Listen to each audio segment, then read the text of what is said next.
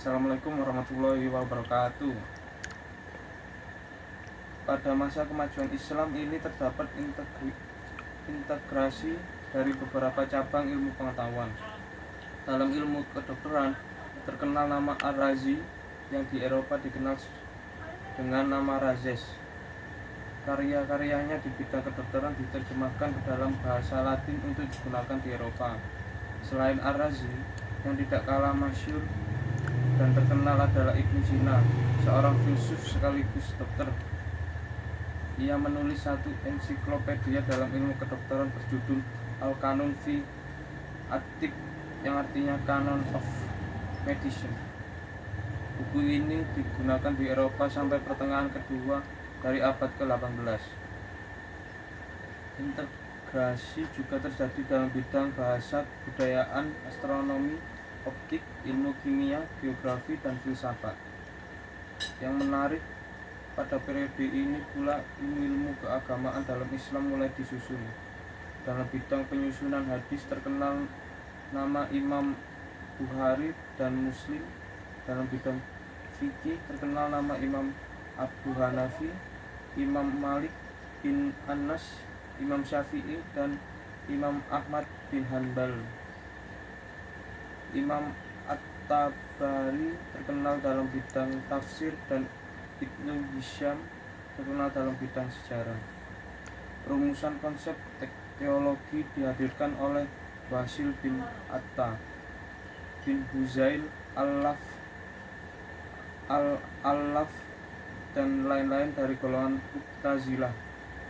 Adapun dari Ahlu Sunnah terkenal Abu Hasan Al-Syari dan Al-Maturidi. Dalam bidang tasawuf terdapat nama Abu Yazid Al-Bustami, Husain bin Mansur Al-Halaj, dan sebagainya. Periode ini merupakan masa peradaban Islam yang tertinggi dari periode-periode yang ada.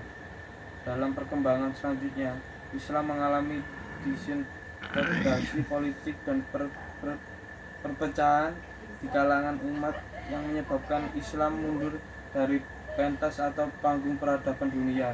Ditambah dengan upaya diterjemahkannya buku-buku ilmu pengetahuan dan filsafat karangan para ahli dan filsuf Islam ke dalam bahasa Eropa pada abad ke-12 Masehi, menandai berakhirnya fase kemajuan Islam 1650 sampai 1000 Masehi. Periode ini disebut dengan masa disintegrasi 1000 sampai 1250 Masehi.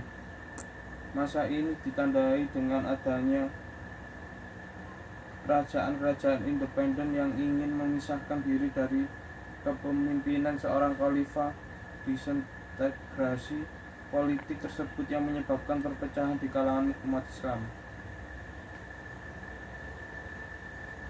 Selanjutnya adalah periode pertengahan 1250 sampai 1800 Masehi. Pada masa ini tidak ada perkembangan yang berarti bagi peradaban Islam, kecuali hanya sedikit perkembangan, itu pun hanya bersifat memperluas kekuasaan Islam ke dalam beberapa wilayah seperti di Mesir, India, Persia, Turki, dan lain-lain.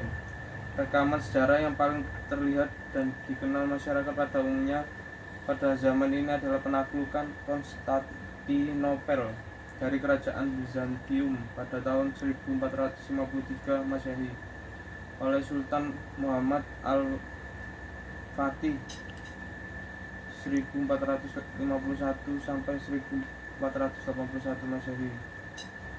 Pada zaman ini terdapat 3 kerajaan besar, yaitu Kerajaan Utsmani di Turki, Kerajaan Safawi di Persia, dan Kerajaan Mughal di India. Masing-masing dari kerajaan ini tidak memperlihatkan kontribusi bagi peradaban Islam secara signifikan.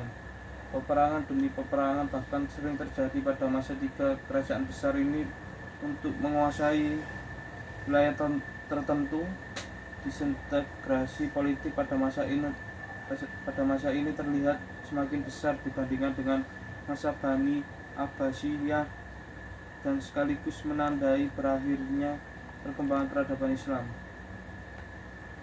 Pada saat Islam sibuk dan kerepotan dengan merespon tubuh perpolitikan yang rumit itu, di Barat mulai tumbuh kesadaran untuk menaruh perhatian lebih terhadap ilmu pengetahuan. Inilah yang kita kenal dengan istilah Renaissance.